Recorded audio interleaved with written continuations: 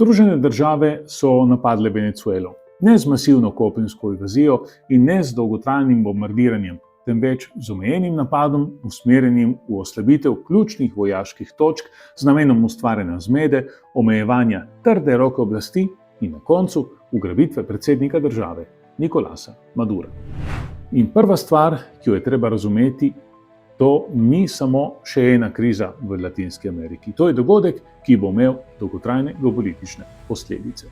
Razprava o tem, ali je ZDA izvedla kriminalni napad, je brezpredmetna. Z vidika mednarodnega prava je dejanje jasno nezakonito. Tako kot so bili nezakoniti tudi prejšnji napadi na plovila domnevnih tihotapcev drog. A bistvo je drugje. Mednarodno pravo je veljalo, dokler je služilo interesom hegemona. Danes je koncept reda, ki temelji na pravnih določbah, potisnjen v arhive zgodovine.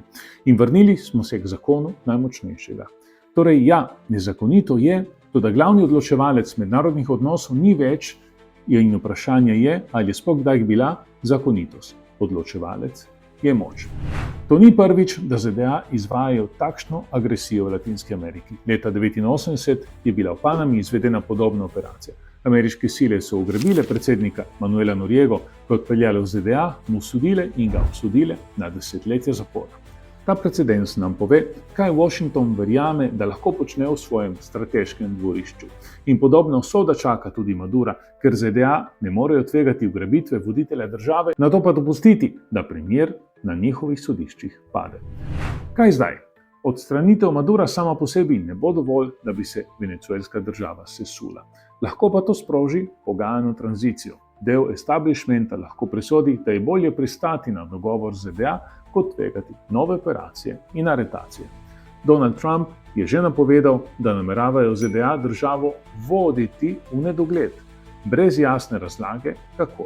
In ne glede na to, kako se zadeve imenuje, pomeni vselej le eno. Suverena država, obravnavana kot ozemlje, s katerim Washington lahko dela, kar se mu zdi.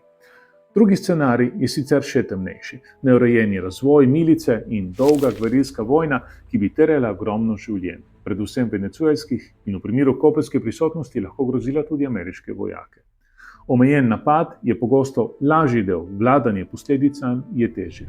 Razlogi? Izgovor so bile droge, kar je seveda smešno, saj so večji problemi v Kolumbiji ali Mehiki.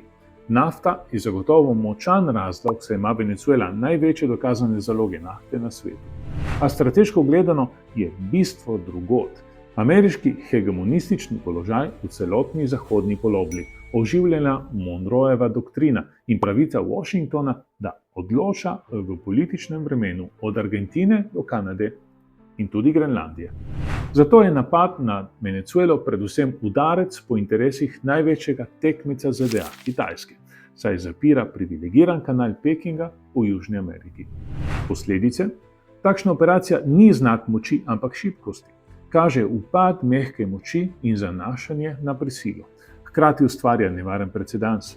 Če velike sile ugrabljajo voditelje in preoblikujejo politične izide, postane suverenost selektivna. In to lahko nekega dne uporabijo tudi drugi, vključno s Kitajsko v primeru Tajvana. Kaj bodo počeli ostali mednarodni akterji? Evropska unija bo obtičala med uradno obrambo prava in kruto realnostjo dejstva, da lahko njen hegemon ZDA delujejo po svoje. Medtem ko bosta Kitajska in Rusija dogodek izkoristili za krepitev svoje pozicije v globalnem jugu in poglabljanje razkola med Zahodom in ostalimi. Zato pripnite varnostne pasove. V prihodnjih letih nas čaka še bolj nevaren svet.